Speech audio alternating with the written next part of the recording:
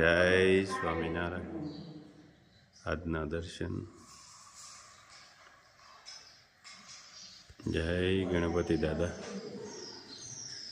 જય Kashtabhanjan Dev. Good morning Gulabbhai. જય Swaminarayan. Good morning. જય સ્વામિનારાયણ, જય સિયારામ, જય શ્રી કૃષ્ણ, જય માતાજી, ઓમ નમઃ શિવાય, સિદ્ધેશ્વર મહાદેવની જય. આજે કે આપણા વતનની અંદર આપણે જવું છે.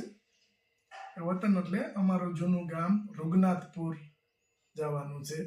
રૂગનાથપુર અમારું આખું કુટુંબ રૂગનાથપુરની અંદર, અમારા કાકા છે, અમારા દાદા, એ બધા અહીંયા રૂગનાથપુરમાં જ રહે છે અને બધાને ખેતીવાડી સારી છે. અમારા વડીલો કે મારા પપ્પાના મામા ત્યાં ચલાળાની અંદર હતા, એટલે અમે મામાના પાડો રહેવા આવ્યા હતા કે ઘણા વર્ષો પહેલા, કે મારા પપ્પા જ્યારે 5 વર્ષના હતા ત્યારે અહીંયા રહેવા આવ્યા છે અમે ચલાળામાં. એટલે ઇનકેસ કોઈને એવો પ્રશ્ન થાય કે કાકાને ને મોટા બાપુજીને બધાને વાડિયું છે તો તમારે કેમ નહીં, એ માટે હું આજ બોલું છું કે અમારે પહેલથી અહીંયા આવી ગયા હતા, અહીંયા જ રહેતા. અને ત્યારે કે જે અમારે જમીન હતી એ કંઈક જાજી નહોતી, 5-5 વીઘા જ હતી. એમાં મારા દાદાને એ 2 ભાઈઓ, કે નાના ભાઈ અમદાવાદ રહેતા, મોટા ભાઈ અહીંયા રહેતા. પછી સમય અને સંજોગ અનુસાર, કારણ કે પેલા ગરીબી બહુ હતી, એટલે અમારી જે ભાગની જમીન હતી એ અમે વેચી નાખી છે.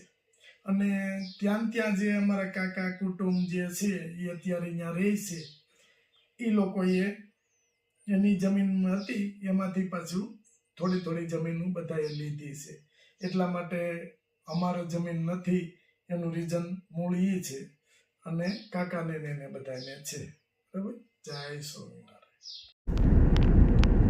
આજે આપણે જઈએ છીએ આપણા દેશમાં, કે જૂનું ગામ, આપણા જૂના વતનમાં જઈએ છીએ. ત્યાં આપણી વાડીએ ધાણા છે, તો એ ધાણા તમને બતાવશું કે ધાણા કઈ રીતે ઉત્પાદન, ધાણાનું કઈ રીતે આવે, એનું વાવેતર કઈ રીતે થાય, એની પાક કઈ રીતે આવે, એ બધું બતાવશું. અને પ્લસ કે આપણી ઘરની ગાયોનું ઘી લેવા માટે જ આપણે જઈએ છીએ. તો રસ્તો એકદમ લેટેસ્ટ છે અને ગાડી હાલી જાય છે.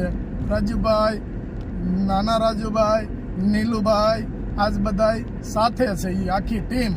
કે રસ્તાની અંદર કાંઈ પણ કોઈ પણ એવું કામ પડ્યું હોય, ઇનકેસ કોઈ ગરીબ ગુજરાત મળી ગયું હોય અને એને કંઈ આપવું હોય, તો આખી ટીમ હોય તો ફરક પડે. 1 જણો કે 2 જણા જઈ અને વસ્તુ લઈ આવી શકે, એ રીતે છે. એટલે આજે જાય છીએ આપણા વતનની અંદર. જય સ્વામિનારાયણ.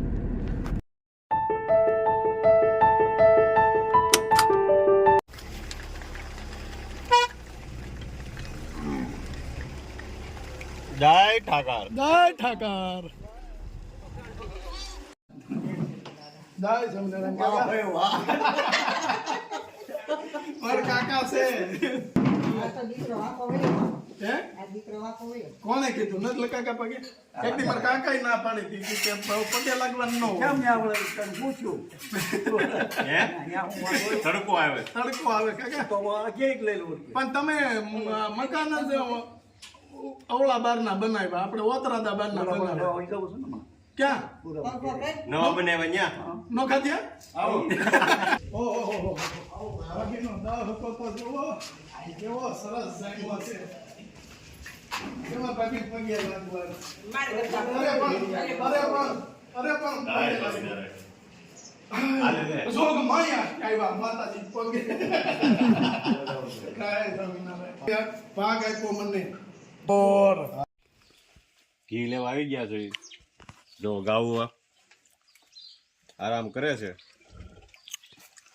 અને આ વાછડી ગાય વિયાણી નવી, એની વાછડી. જામફળીની બગીચો જમાવટ છે. જો માંડવીના ઢગલા પીડ્યા છો હજી.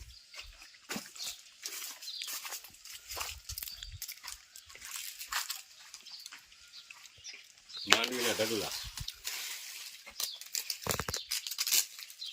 એની પાછળ પાલો, ગાઉનો ચારો, આખું ગોડાઉન કરી દીધું.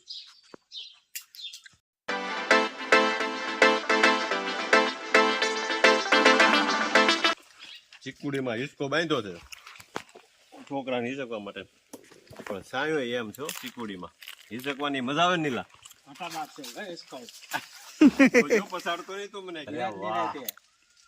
હિચકો મજા આવે. અહીંયા ખાય છે પીરી છે પલંગની. આનું શરબત થાય બહુ મસ્ત. બીલી છે એમાં આવી ગયા છે બીલા, અને બહુ મસ્ત શરબત થાય આનું. અને ચીકુ આવી ગયા છે જબરજસ્ત. હમણાં ચીકુનો પાક પડી જાય. ઘરના આવો હજી અહીંયા પાલાનો ઢગલો છે.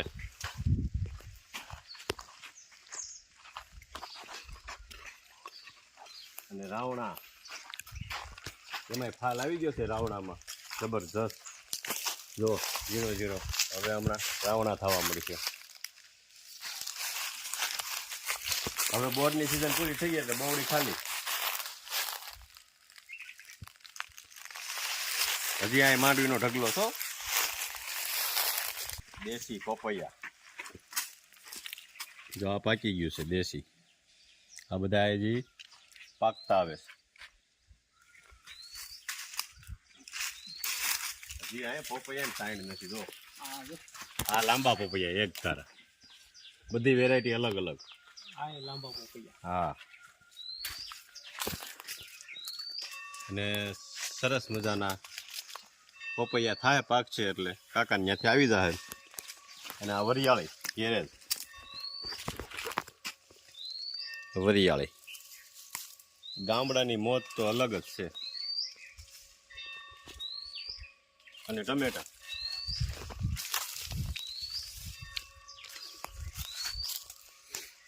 દેશી ટમેટું. આંબો અત્યારનો આવ્યો છે એમાં દેશી ખાતર ભળી દીધું છે આપણે ગાયનું એકદમ. હજી માંડવીના ઢગલા ખૂટતા નથી. બીજો ઢગલો બહુ છે. માંડવી બહુ થઈ.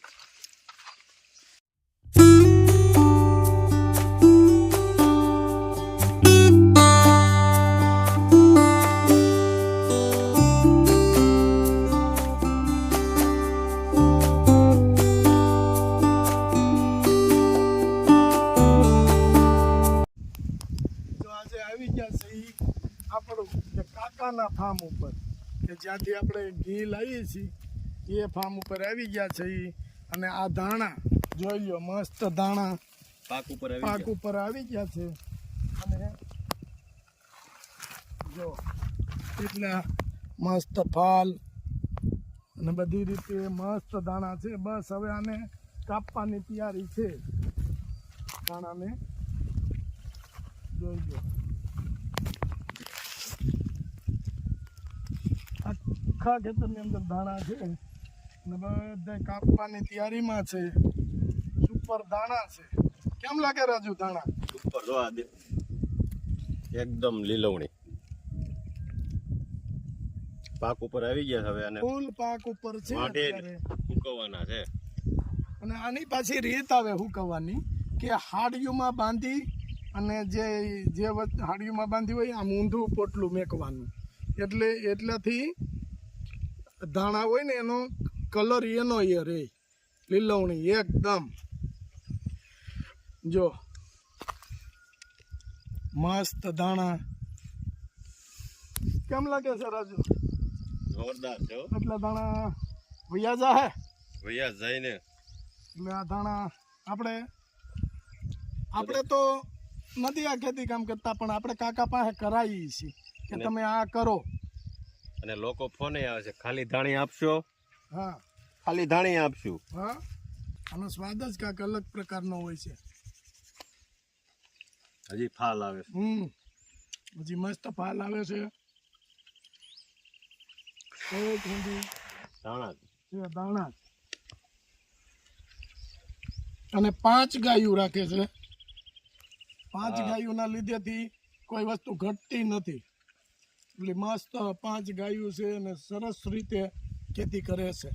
આમ જો આ છોડવામાં હજી એટલું ફાલ આવે છે. કેમ લાગે છે નીલુભાઈ? સુપર હો, કાંઈ ઘટે નહીં, દેવ ગાર્ડન જ હોય. આ વાડીની મજા બાકી કેમ લાગે? જોરદાર, એમાં થોડું ઘટે. જમાવટ છે ને? હા, હો, વાંધો નહીં. ઈ લીલી નાઘેર થઈ ગઈ છે. હા, લીલી નાગરમાં મસ્ત. છે અત્યારે. હા. આની બાજુમાં નાના કાકાની વાડી, એની બાજુમાં બધાથી મોટાની કાકાની વાડી. લાખો પરિવાર જ છે, આપણો જ પરિવાર. આપણે વસ્તુ માટે, ખાતરીબંધ વસ્તુ માટે જ્યાં ત્યાં આપણે જવું નથી પડતું, કે આપણું ઘરનું જ પાકે અને ઘરનું વેચાણ કરીએ. ચીણ્યા આ નાના કાકાની વાડી છે વાયુ ભાગમાં, કે જો આ આટલો વિસ્તાર છે વાયુ ભાગનો, આ નાના કાકાની વાડી, એનીથી આગળ બધાથી મોટા કાકા છે એની વાડી છે. પણ એવું નથી કે આ બધુંય મારું કે એવું નહીં, વાયુ ભાગની જમીન બધાયની. કે નાના કાકા એ કોઈ દિવસ એમ નથી કીધું કે બધુંય મારું, મોટા કાકાએ કોઈ દિવસ નથી કીધું બધુંય મારું. બધાયના ભાઈઓ ભાગની જગ્યા છે. અને અહીંયા આપણે વર્ષો જૂનો, કે જ્યાં સંતો આવ્યા હતા અને સંતોએ એમ કીધું હતું કે આ કૂવો અહીંયા ખોદો, અહીંયા તમારે કાળ પડશે ને કદાચ ગમે એવો તો પાણી નહીં ખૂટે. ત્યાં અમારો કૂવો છે અને હજી હાલની તારીખમાં પાણી નથી ખૂટ્યું. બધી વાડીએ પાણી ખૂટે પણ આ વાડીમાં કોઈ દિવસ પાણી ખૂટ્યું નથી, કારણ કે અહીંયા સ્વામિનારાયણ ભગવાનના સંતો કે વર્ષો પહેલાં એમ અહીંયા પધાર્યા હતા અને આ આખી જગ્યામાં એણે આંટો માર્યો હતો. એ આ વાડી છે અમારી. એટલે આને અમારા કુટુંબ પરિવાર પૂરતું હરિવાડી કહેવામાં આવે, કે ભગવાનની વાડી એમ. ઝુમકડી રીંગણી, મસ્ત ઝુમખડા રીંગણા આવ્યા છે, ઝીણા જો. ઝીણા મસ્ત. અને આ મેથી છે, કે આ મેથી બહુ પાસ્તર વવાણેલી છે. એટલે મેથીની અમારે એક નિયમ સિસ્ટમ છે કે રાતના અહીંયા કામ કરતા હોય, પાણી વાળતા હોય, તે આજુબાજુ વાવે અને અહીંયા બધાયની વાડીએ વાવેલું હોય છે. તો બધાયની વાડીએથી ભેગા થઈ ક્યારેક એને એમ ઈચ્છા થાય કે આજે કંઈક આપણે પ્રોગ્રામ કરવો છે, તો કોઈ પણ વસ્તુ બહાર લેવા ન જવી પડે. મેથી ઘરની, હા, બધી વસ્તુ ધાણા ઘરના, મેથી બધું મેથી ઘરની, એવી રીતની મસ્ત વાડી છે.